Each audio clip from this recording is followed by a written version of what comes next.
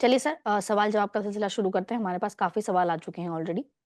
पहला सवाल लेते हैं। पहला सवाल है अमल जी का। ये पूछ रहे हैं कि कैनरा बैंक इन्होंने खरीदा हुआ था 118 के भाव पर और आज ही खरीदा है।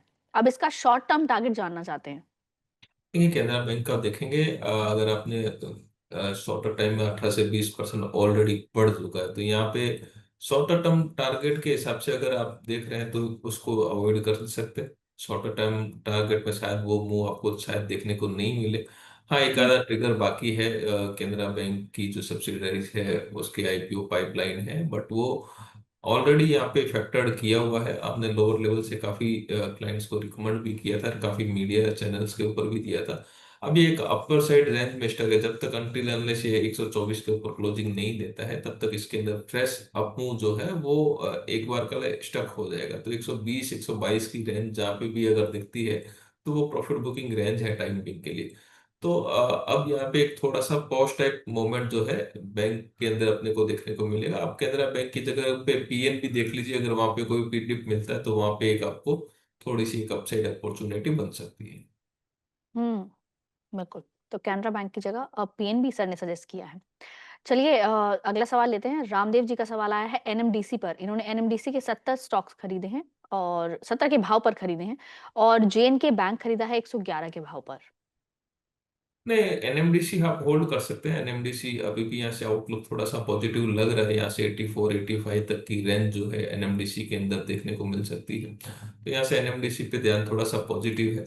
70 पे खरीदा हुआ है तो 67 68 के करीब करीब आप स्टॉप लॉस से अगर वेरी शॉर्टर टर्म आपका नजरिया है तो वो रख सकते हैं। थोड़ा सा लॉन्ग टर्म नजरिया है तो फिर आप थोड़ा नीचे का स्टॉप लॉस रखिए, 64 63 के करीब रखिए। अपर साइड में 85 का टारगेट मान के चलिए कि 85 का टारगेट आ सकता है शॉर्ट टर्म में।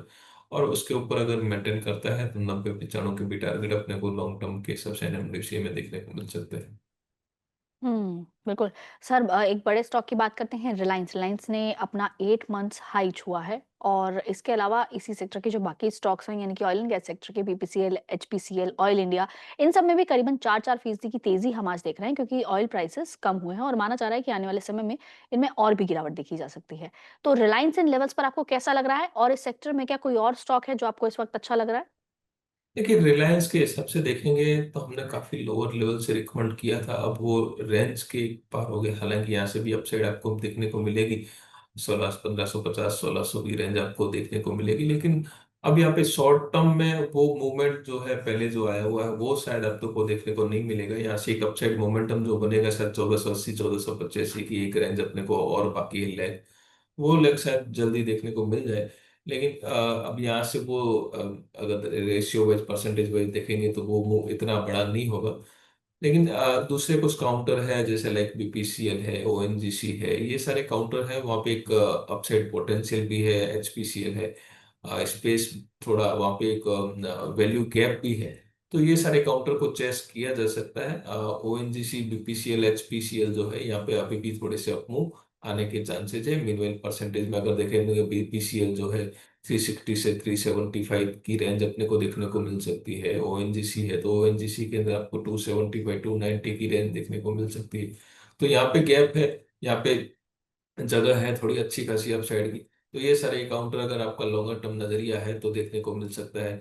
एचपीसीएल है तो एचपीसीएल में 480 से 490 की रेंज भी देखने को मिल सकती है। तो ये तीन एक काउंटर है जहाँ पे अपन ध्यान रख सकते हैं। और यहाँ पे हुँ, थोड़ी सी वैल्यूएशन गैप भी है जहाँ पे एक अपॉर्चुनिटी अपने को अगर लॉन्ग टर्म के नजरिए से देखते हैं तो देखने को मिल रही है। रिलायंस में अच्छा खासा रन हो गया तो एक कंसोलिडेशन मूव शायद थोड़े टाइम के बाद में चालू होगा। हालांकि एक हुँ, अपसाइड मोमेंटम है, 1550 से 1600 तक की रेंज अपने को रिलायंस में भी देखने को मिल सकती है। बिल्कुल सर। चलिए सर सवाल लेते हैं अगला। अगला सवाल आया है वहीदा कुरैशी का। ये इन्होंने एचसीसी के शेयर खरीदे हैं, 1000 शेयर खरीदे हैं, उनके पास हैं 32 के रेट पर। इसके अलावा सिट्रिनिक्स इन्होंने खरीदा है, 50 शेयर हैं 1850 के भाव पर।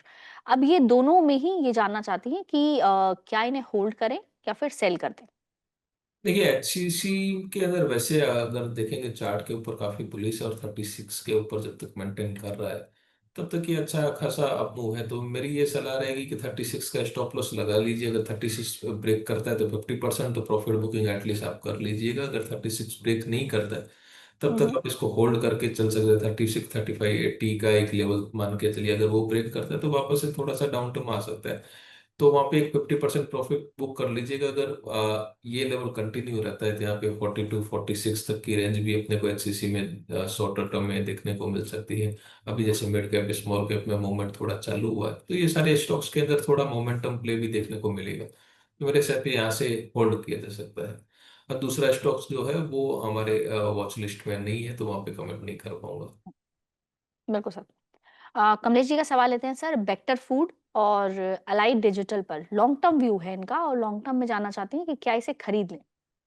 एडीएसएल में खरीदी की जा सकती है। एडीएसएल में थोड़ा सा अगर लॉन्ग टर्म नजरिया है तो यहाँ पे एक एडीएसएल में बाइंग की जा सकती है। 260 से 275 की रेंज वहाँ पे एक एक्सपेक्ट की जा सकती है।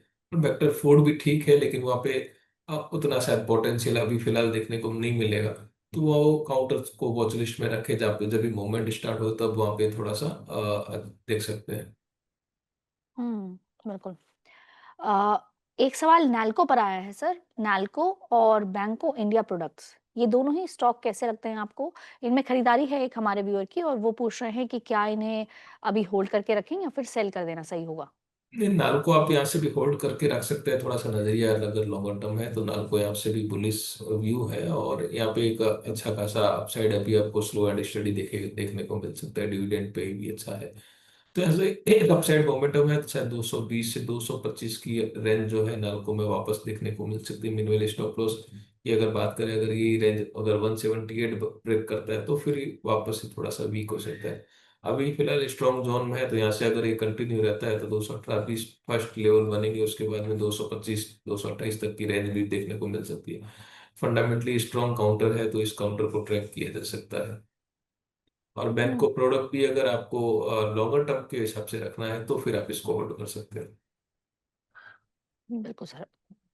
सर, आज जो तेज़ी है वो आईटी सेक्टर में भी नज़र आ रही है, उसी के कुछ स्टॉक्स हैं जो आज गेनर्स में भी शामिल हैं, तो आईटी सेक्टर में आपको इस वक़्त क्या पसंद आ रहा है? आप किसकी तरफ जाना चाहेंगे? मेन जो आईटी स्टॉक्स हैं उनकी तरफ, या फिर मिड कैप्स में ही रहना चाहेंगे?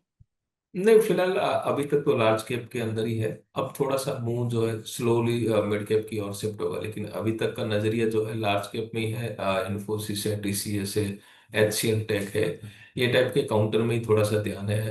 तो ये अभी फिलहाल लार्ज कैप तक सीमित है, लेकिन मीनवेल अब आगे आने वाले टाइम में जैसे जैसे मार्केट सुधर रहा है, मार्केट के अंदर मूवमेंट चालू हो रहा है, तब वहाँ पे मिड कैप स्मॉल कैप जो भी आईटी कंपनीज है उस पर भी ध्यान दिया जा सकता है। जो मिड कैप की बात करें तो एलटीटीएस है, टेक महिंद्रा है, या फिर दूसरी कोई भी छोटी कंपनीज है जहाँ पे थोड़ा सा अपने को मूवमेंट और देखने को मिल सकता है। लेकिन फिलहाल अभी तक का जो नजरिया है वो लार्ज कैप के अंदर ही सीमित है। हुँ। चलिए सर, सवाल लेते हैं अगला। विजय जी का सवाल आया है आर सिस्टम्स पर, आर सिस्टम इंटरनेशनल, इसका रेट है 430, और सीजीसीएल इन्होंने खरीदा है 138 के रेट पर। मैराथन भी है इनके पास 586 के रेट पर। टारगेट शॉर्ट टर्म के लिए जानना चाहते हैं लेकिन तीनों के।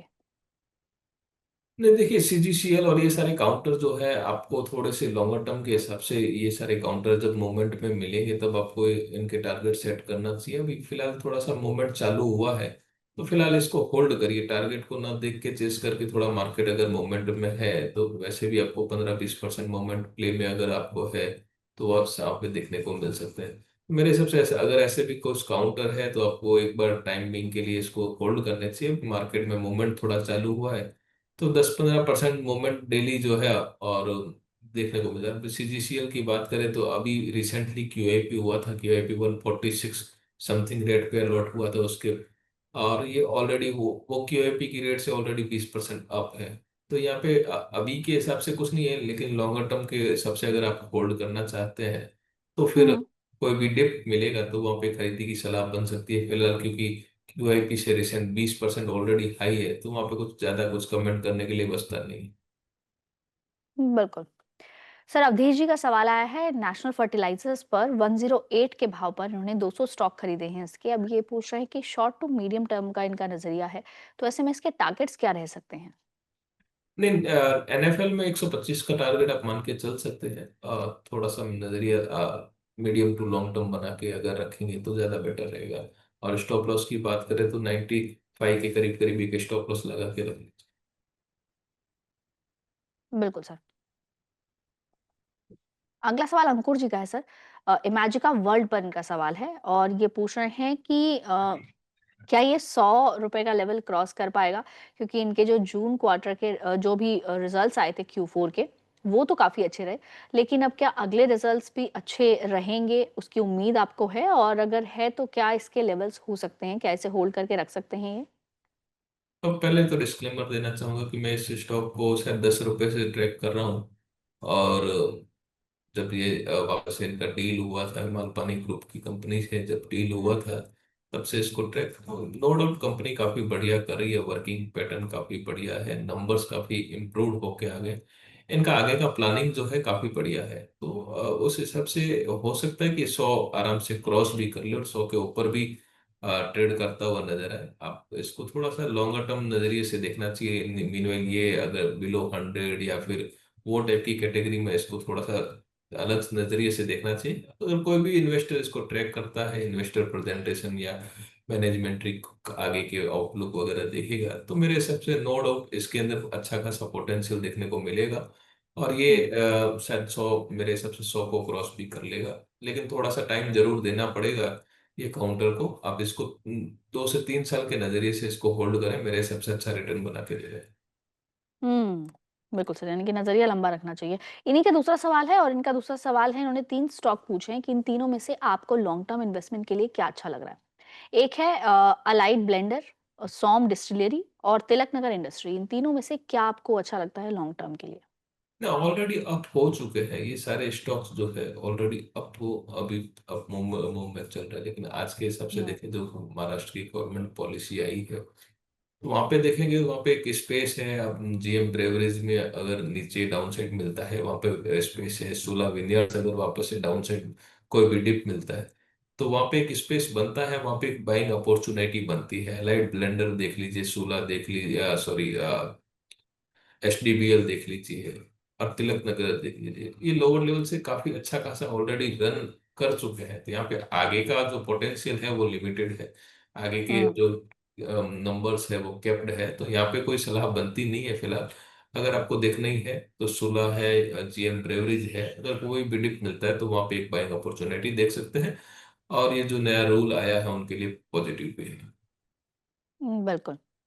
अगला सवाल लेते हैं सर। अगला सवाल सेजल राउत का है। वो पूछ रही हैं इरेडा में फ्रेश एंट्री कर सकते हैं क्या? इनका व्यू लॉन्ग टर्म का है और इस पर न्यूज़ भी है कि इसने क्यूआईपी के ज़रिए 2006 करोड़ जुटाए हैं और एलआईसी ने भी 50% शेयर्स जो है 1003 करोड़ के शेयर्स खरीद लिए हैं।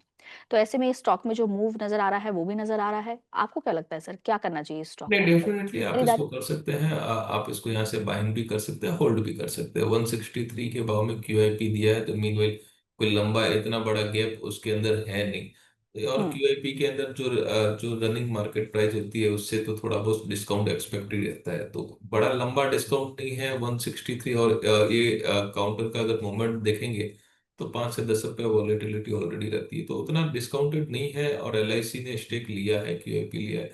और लॉन्गर टर्म के हिसाब से देखें, कंपनी अपना खुद 5 साल का एक प्रेजेंटेशन आउटलुक दिया हुआ है, वो काफी अट्रैक्टिव है। अभी फिलहाल हुँ। कुछ एक इश्यूज थे जिसके प्रोविजन करना था, उसके कारण से स्टॉक में थोड़ा सा स्टक हुआ है। मेरे हिसाब से ये स्टॉक्स लॉन्गर टर्म के लिए रखा जा सकता है और काफी बढ़िया ये रिटर्न शायद आपको लॉन्गर टर्म में बना के लेगा। लॉन्गर टर्म 2 से 3 साल का नजरिया मान के इसको बाइंग किया जा सकता है। बिल्कुल सर। अगले सवाल पर आते हैं सर। नागराज जी का सवाल है, ये पूछ रहे हैं कि जिंदल सॉ इनके पास 250 के भाव पर है और ईपैक ड्यूरेबल्स 490 के भाव पर है। हालांकि इनका जो व्यू है वो शॉर्ट टर्म का है। तो दोनों ही स्टॉक्स में आपका क्या नजरिया बनता है शॉर्ट टर्म के लिहाज से? नहीं, ये दोनों ही काउंटर मेरे हिसाब से शॉर्टर टर्म के काउंटर बन नहीं रहे फिलहाल, क्योंकि उनका मोमेंटम ऑलरेडी केप्ट हो चुका है। जिन दिवसों में शायद 1 2 दिन पहले मूवमेंट आया था। तो ये काउंटर जो आपने लिए हैं शॉर्टर टर्म, और इसमें वैसे मूवमेंट रहते भी नहीं है। जहाँ पे अपन एक ट्रेडिंग टाइप के काउंटर है तो वो टाइप के मूवमेंट रहते नहीं। फिर भी अगर आपको जिंदल सौ के हिसाब से स्टॉप लॉस चाहिए तो 238 के करीब करीब एक स्टॉप लॉस रख लीजिए। अपर साइड में 258 268 की रेंज जो है जिंदल सौ में आप मान के चल सकते हैं।